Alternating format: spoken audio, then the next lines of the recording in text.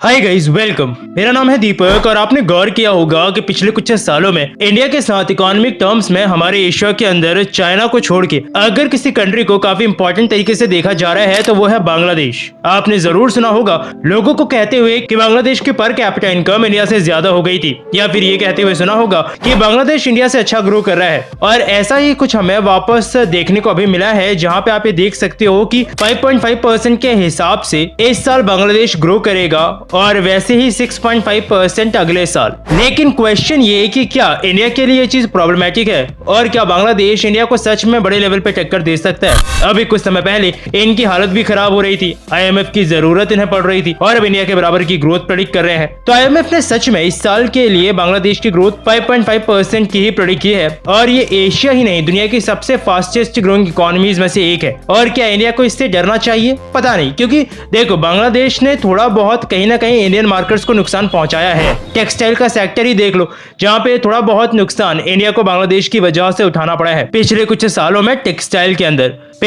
सालों में इन्होंने टेक्सटाइल के अंदर ग्रोथ तो की ही है, साथ ही इनके पास स्पेशल स्टेटस है जिस वजह से बिना किसी ड्यूटी के ये लोग यूरोप के अंदर सामान डायरेक्टली एक्सपोर्ट कर सकते हैं। यानी कि इनका सामान किसी भी हालत में यूरोपियन मार्केट्स में सस्ता मिलेगा as compare to Indian products. लेकिन हाँ, यहाँ पे इंडिया का कैसे फायदा है? भले ही बांग्लादेश काफी स्पीड से ग्रो कर रहा हो, लेकिन एक चीज, बांग्लादेश अभी भी इंडिया से पीछे है और इंडियन मैन्युफैक्चरर्स बांग्लादेश में जाकर के अगर काम करें, वहां अपनी फैक्ट्रीज लगा लें और वहां से अगर एक्सपोर्ट करें तो इंडिया के लिए भी फायदेमंद है, जो कि हो भी रहा है, क्योंकि इससे इंडियन मैन्युफैक्चरर्स को भी फायदा मिल रहा है। तो फिर क्या इंडिया को किसी चीज के लिए प्रॉब्लम होनी चाहिए?